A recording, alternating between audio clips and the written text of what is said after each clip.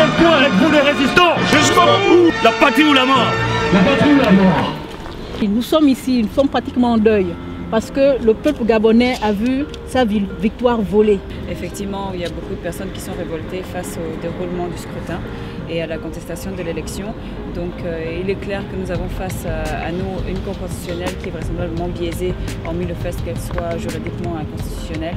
Et donc il y a un certain nombre de recours qui ont été déposés, comme vous le savez, de la part de 9 candidats, pas 2 aigris qui auraient perdu une élection, mais tout de même de la part de 9 candidats sur 18. Le recomptage des voix, ça s'est fait à huis clos, donc encore une fois, les autorités en place ont bien prouvé qu'on ne pouvait pas leur faire confiance. Est-ce qu'il est possible à l'Union européenne de mener une enquête, d'ouvrir une commission d'enquête sur le processus électoral au Gabon et sur les morts, les exactions, les victimes à Port-Gentil et dans le reste du Gabon? Il y a un véritable recul démocratique au Gabon. Ce que nous avons reçu comme patrimoine en termes de démocratie, ça s'est fait quand même sur le sang de nos frères, nos parents, nos oncles, nos tantes qui ont versé de leur sang. Donc on ne peut pas marcher là-dessus. Nous tous, pratiquement tous ceux qui sont là, sont nés sous ce système-là, 42 ans, mais on l'a accompagné, on avait un espoir. Le Gabonais avait espoir. Quitte à voir même la ferveur qui a accompagné le peuple gabonais pour l'inscription sur les listes électorales. Certains ne sont même pas inscrits parce qu'ils ont vite verrouillé. Le temps qui a été donné pour organiser ces élections-là, on aurait pu prendre du temps. Nous étions en période de transition. Ils n'ont pas accepté cela. Ils ont voulu faire les choses dans la précipitation parce que nous savons tout de même que la légitimité, au lieu que ça se fasse au niveau de la population gabonaise, ça se fait à l'Élysée. Et tous viennent ici demander de faire acte d'allégeance au niveau de l'Élysée. Et ensuite, quand ils vont au Gabon, c'est tout juste pour la mascarade. C'est toujours la population qui en subit. Trop, c'est trop. Alors aujourd'hui, on ne veut plus de ce genre de choses, Monsieur Bové. Et nous savons que vous êtes un homme de liberté, un homme qui se bat dans ce pays pour que le peuple français puisse accéder à une certaine vérité. Il est temps que la partie française qui n'est pas au courant de cela, parce que c'est ça le grand problème. Les Français en eux-mêmes, je dirais les Français ne sont pas au courant de ce que vivent les peuples africains. Tout ce qu'ils savent, c'est le sida. Tout ce qu'ils savent, c'est la désertification. Tout ce qu'ils savent, ce sont la faim. Qu'est-ce que nous voulons en substance? Que vous puissiez susciter un débat. Je ne sais pas pourquoi le Gabon a toujours et reste une forteresse pour la France. Je ne sais pas pourquoi. Pourquoi il y a un non-dit autour du Gabon? Pourquoi? Nous ne sommes pas là juste pour la convivialité. Nous sommes là pour vous apporter un message de cœur.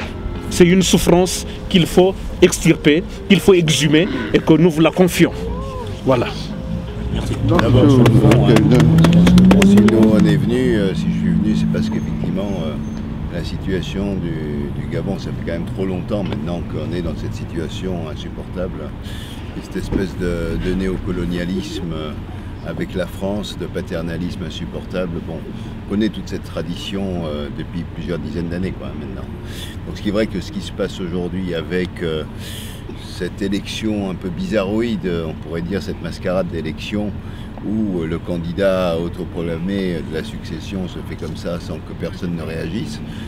Voilà, c'est vous qui avez réagi, ce sont les Gabonais qui ont réagi et qui ont démontré qu'effectivement il y avait eu très certainement des fraudes et les manifestations et la façon dont la répression s'est menée expliquent de manière très claire et sans aucune difficulté qu'effectivement on a voulu cacher des choses aux Gabonais et qu'on leur a volé leur élection, quoi.